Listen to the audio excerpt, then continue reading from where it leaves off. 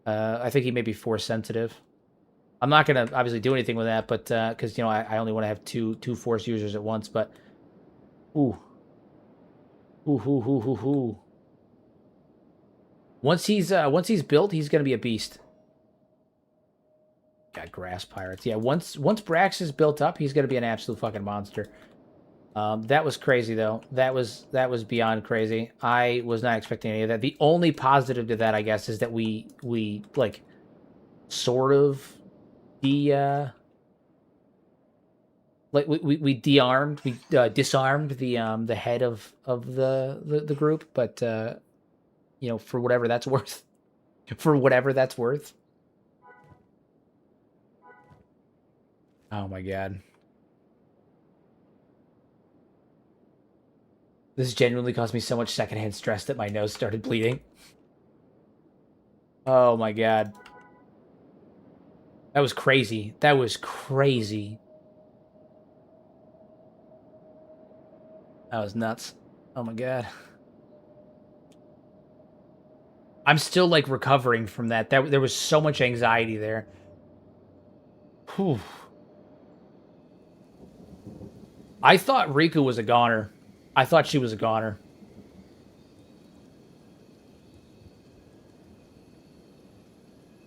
We got nothing but experience for everyone. An incredible fucking story. Yeah. Yeah. That was, I mean, it was good. It was good. Ultimately, we did benefit from it. We did lose some people, but we did benefit from it in many ways as well. So like that's pretty cool. But dude, oh my god, that was nuts. Absolutely nuts. Absolutely nuts. Straight lunacy. Straight fucking bananas.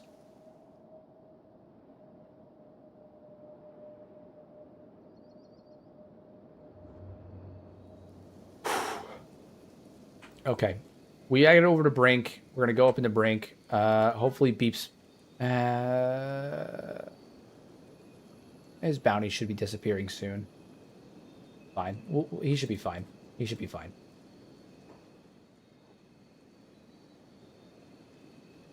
Oh, look. Beakers. Gotta dodge around that shit.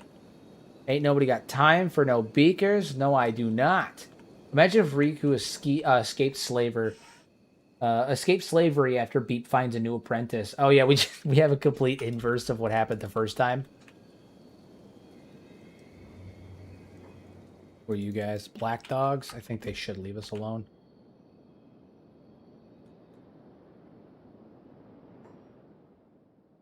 It was wild. Wild. All right, let's head on over there. Sweet succulent civilization. Sweet civilization. How I missed you. Go to Stove's Garden, they said. Head south, they said. It'll be fun, they said. Oh, man. That was pure insanity. Pure insanity. Okay.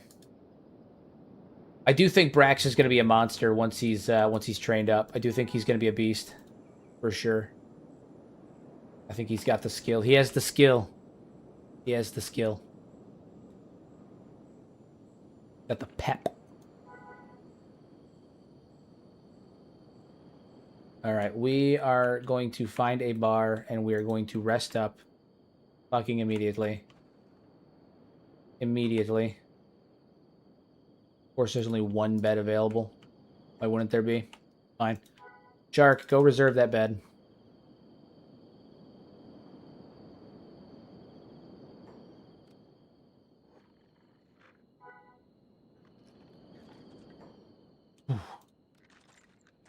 Rest up, recuperate, maybe grab some new bodies for the cause. Yeah, that's gonna be the vibe here. We're gonna have to grab some new people, some more people.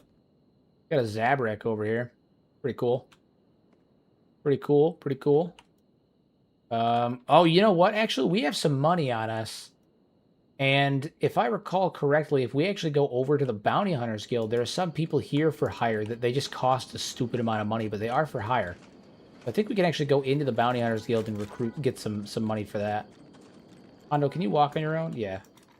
We're going to take these clothes off. Take those off. You're no longer allowed to wear that shit. Take that shit off, Hondo. All right. We got to get you some new stuff. God damn it. Are they closed for the evening? They are. They're closed for the evening. Of course they are. All right. Well, there's some really strong bounty hunters that we can hire from the Bounty Hunters Guild. We can have replace some of our units that have good stats, but it's going to cost us. We're probably about to spend like 200,000 cats or credits. So, you know, there's that. We're about to spend a fuck ton of money, but it'll be worth it in the end. Hopefully, fingers crossed, maybe possibly. We're gonna have to get Hondo some new gear probably because we could probably actually put them in this Mandalorian armor and have that be a thing. Probably give them this Kashyyyk blade stick too. That's cool because since they're no, we're selling that. We're not keeping this. It's not a trophy. It's a reminder of what just happened, of the sad thing that just happened, horrifying thing that just happened. Outcast lead researcher. Oh yeah, we killed them. We killed them. Well, actually, no, we didn't kill them. We turned them in. Token Nyman killed them. Zutla Brivash. Well, organized, armed, and extremely dangerous. Be well prepared. Yeah, I'd say so. Why can't Hondo have armor? Because they were disguised as Clan Brivash. Because it was Clan Brivash armor. And I didn't want... now they're a slave of Clan Brivash, but for a minute they were disguised as Clan Brivash. And I didn't want the locals here to... try to make her insides her outside as a result of that mistake occurring. So Hondo can have armor, just not the armor that they were wearing, that she was wearing. We're gonna end up having to get her new armor. We're kind of waiting until morning. What's the situation with you, Shark? How you doing? Since there's only one fucking bed available, naturally. Peasants going to bed. What are you talking about? You're starving. No amount of sleeping is going to make you not hungry, guys. No amount of sleeping is going to make you not hungry.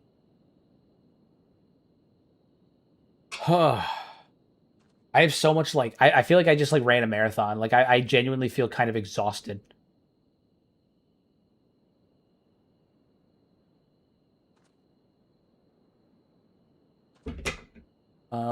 Okay.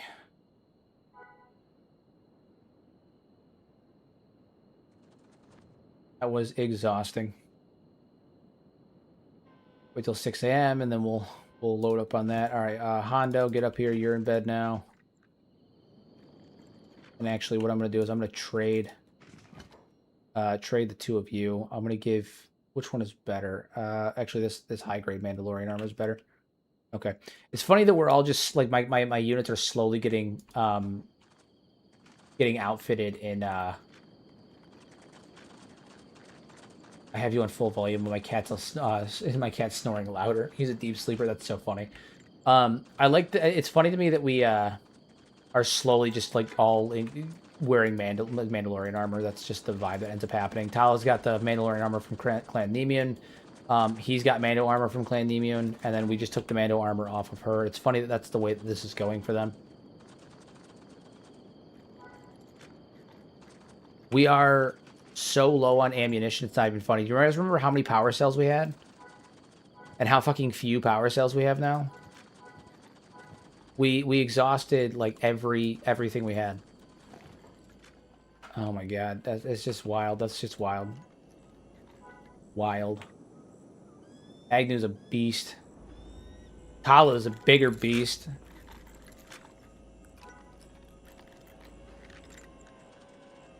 You had 25 packs, didn't you? I had 3, 6, 9, 12, 15, 18. I had 20, 25. Yeah, I had a lot. I had 20, 25-ish. It was somewhere in there. It was a big amount. It was a big number. All right, let's see who we have to hire. Didn't click that. Okay. There are some people here that we can hire. Kyle's entire backpack was full of ammo. Yeah. Yeah, she doing nuts. Jedi bounty hunter. Interesting. Interesting. I don't want another Jedi, but a Mancala bounty hunter is pretty cool. Also, like, I don't want a Jedi, but you know, we're kind of Sith. We're kind of Sith. Be kind of antithetical to what we're doing here. That guy looks badass. Looks badass. Okay, is there any up here that we can hire? Because again, sometimes they have these bounty hunters that wander around that we can hire that are like just they have decent stats. Gotta pay them a ludicrous amount of money, but depending on it might work.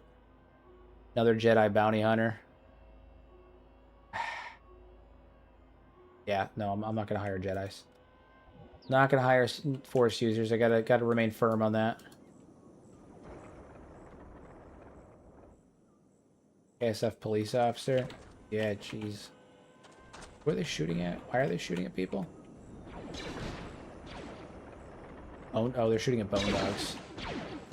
That's acceptable, I suppose. As long as they're not shooting at me, I don't really care.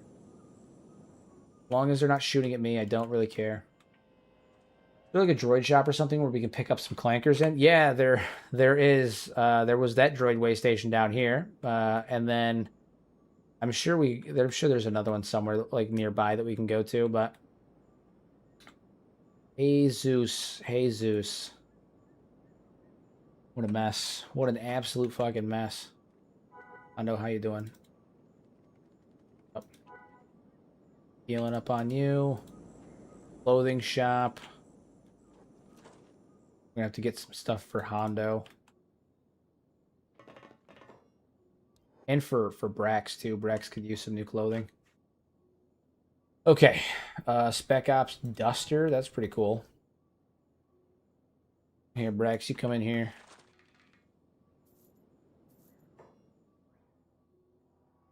Yeah. Okay. Tactical skin, that's cool. Use that. Get a full bodysuit thing going on. That works too. Pants. Quilted pants. Casual black pants. No. UB's shirt. What is this? +4, +4, -2. This is just +4. What is this? Yeah, we'll no, we'll leave what we have. We'll leave what we have. Okay. What's your favorite lore of all of Kenshi? Oh, that's a tough one. That's a really tough one. What's my favorite lore in all of Kenshi? I'm really I don't know. I'm really fascinated with like the First Empire, like the megalithic side of the First Empire, all of that stuff. I think that's really, really cool. I'm really fascinated with all that. This is from Moncala, right? Oh no, it's made by Moncala. Can't wear it. It's made by Moncala, but we can't wear it. Stupid. Figured. Nope. Wear that one. Looks really dumb, but we can wear it. I don't know if that's the vibe that I want though, but it does up my martial arts, and we kind of need to give him as much of a boost as we can early on so we can get some skill up. Get his levels in, you know?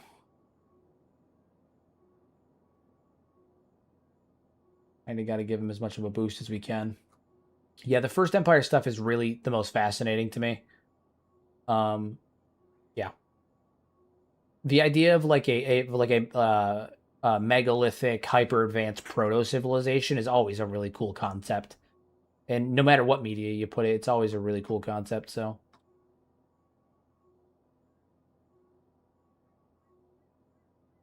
okay, I think this is the way we're gonna go. I think that's the way we're gonna go. Pretty good. The vest is cool, but this is better. +4 martial arts, plus melee defense. So it gives them a well. I mean, I guess defense doesn't really matter. So. But the coat looks cooler. The coat does look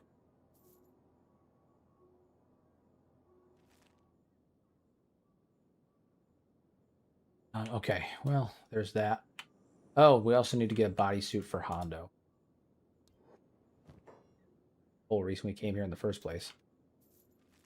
All right, beep. Go give that to Hondo. Brax, you're coming on over here.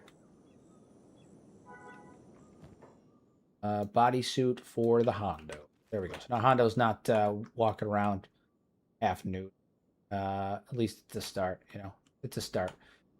If you could change one or more factions, if you could change one faction, I can't fucking read apparently. If you could change one faction's Lore? What do you mean? Oh, lore. Sorry. Okay, there we go. Lore. Yeah. Jesus Christ. I this is how I know that I'm getting tired because I'm like reading sentences and they're not like processing in my brain. If you could change one faction's lore, whose would it be and what part? If I could change one faction's lore, whose would it be? Let me think, because we don't. There's a lot of factions we don't know a lot of lore about. So let me think.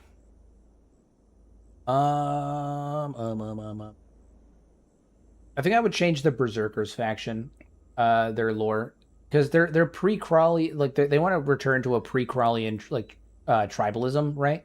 Like they're pre-Crawleyan Shek traditionalists, or Shek fundamentalists, and so they want to go back to an era before the unification and formation of the Shek kingdom and all that stuff, which I think is a novel concept. But I also think that like their whole like we're like they don't I don't know they don't really feel like they have any. I wish that they were in like tribes. I wish that there was multiple tribal leaders and that they weren't just wandering around like idiots. So I guess it's not really a lore thing. I wish that they were more accurate to their lore, because they're kind of just wandering around fighting anything that comes their way. But like they're not forming tribes. It'd be a lot cooler if there was like various forms, like various tribes of berserkers, and they were fighting amongst each other and shit. That would be really cool. But I don't know. I don't know. What's another faction that I think could use better lore? You could say the same thing about the cannibals infighting. Yeah, but cannibals expanded fixes that, and if Lo-Fi is smart, they'll take a lot of the most popular mods, like the hybrids expanded, the cannibals expanded, stuff like that, and they will implement that stuff into the canon in Kenshi too. So, in the same way that like other games companies do that when the modding community is so large, they implement the best mods into the canon. And so like that's my hope with that. But like there's not a Berserker expanded mod, at least not that I'm aware of. If there was, then that's what they should do. There should have various tribes, and they should be fighting amongst each other. And in fairness, with the cannibals, there are two tribes of cannibals, and they can fight each other. There's the Meat Lords tribe, and then there's the Meat Lords tribe, and then there's the Cannibal Grand Wizards tribe, and they can have skirmishes between each other. How were Scorchlanders brought into existence? Was that natural evolution, or were they genetically enhanced? And if they were, was it the Second or First Empire engineering? I think it was natural evolution. I truthfully think it was natural evolution. I think that the Scorchlander, Greenlander thing is just natural evolution. All right, anybody else need to rest up? Tala does. Tala needs to rest up, and she's earned her rest, she has.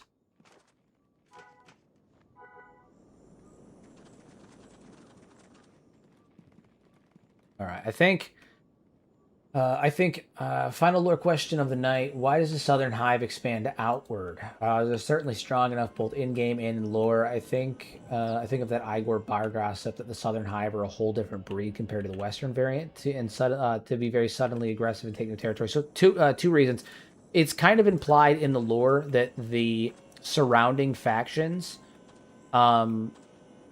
are the primary reason that they haven't expanded outward. The other thing too, because after you take out some of the surrounding factions, they actually start to expand out a little bit.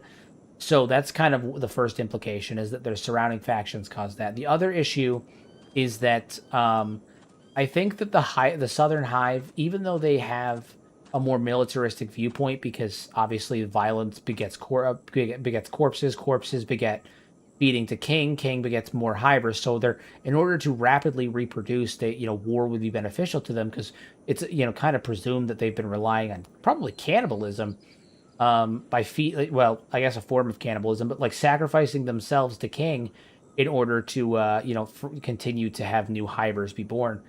So it would behoove them to move out in the long run, but it's kind of one of those things where I wonder if that process, like, I wonder if hybrids are really even built for war. When you think about it, like the way that they reproduce is not really, they all come from the exact same spot. So like, how quickly can they pump out new hybrids to replace the ones lost on the battlefield? Especially when you look at how squishy and stuff hybrids are. Like, yeah, they can be replaceable, but it's going to require an increase in production. It's going to require, like, I think replacing the numbers on the battlefield would be too tedious for them to expand outward now, which is why, because there's a resistance, right? Because there's other factions outside of the Royal Valley that could potentially pose an issue for them, they choose not to move out there right now. When those factions are removed, they start to expand outward. But I think that just by nature of how they regenerate and like how they regenerate their numbers, it's just not a very, like, going to war is not a smart thing for them. It's not a very efficient strategy for them. It's just not. What causes Scorchlanders to be what they are? Too many ash yams? Maybe. No, I think it's just natural evolution. I think it's an environmental thing. I think it's just an environmental thing. Some of I think the Scorchlanders are more likely to be found in like the deserts and the hotter climates, and stuff like that. Like I think it's just natural evolution due to landscape. So, yeah. Silly lore question: how much dude smoothie is needed to make one Southern Hiver? Is one person equivalent to one Hiveler? Can they make multiple? I guess that's more of a question on Hiver reproduction and how many are produced per cycle, as it were. I have no way of knowing. I don't know. I'm assuming that it's multiple. I would assume that it's multiple Hivers can come out, just based on like biomass conversion and all that stuff. But the incubation process as a whole, I would assume that multiple can be made, but maybe 2 or 3. But who knows? Honestly, it's hard to say. I always assume, since they have a lot of similarities to ants, that they would be similar to similar. It would be similar to their process. Yeah, I mean, it's hard to say. It's difficult to say. Excuse me. All right, guys. I'm starting to get a little doty when I'm talking, and my throat's starting to give out, which means it's about time for the stream to end. I think I'm gonna call it for the evening. I'm getting pretty tired, but this has been crazy. Huge episode, guys. This was wild. Thank you guys, everybody, for joining in. I was really stoked to see the numbers too. And we were sitting at like 240, 250 people tonight, which is really cool. Recently, some of the stream numbers have been going down a little bit, which is fine. It's normal. These things come in cycles, but it was cool to see the numbers go back up. It's always kind of a panic moment as a content creator when you see your numbers start to dip a little bit. So it was really cool. I was excited to see it. So thank you guys for all tuning into the stream. Remember to like the stream on your way out. It helps the algorithm. Yeah, we'll be back tomorrow with more adventures in Cthulhu. But as always, guys, thank you for coming in. Use your powers for good instead of evil. Make a difference in someone's life. And we're gonna end up having to go back to Ark. We can't let that be the last time. But when we go back next time, we'll be ready. I'm bringing some battle droids. I'm bringing some B2s, some B1s, some commando droids. We're going full Imperial on this. Full Empire on this next time. But, what a mess. That was crazy. 360-degree combat. That was absolutely nuts. All right, guys. I'll see you tomorrow. Have a good night.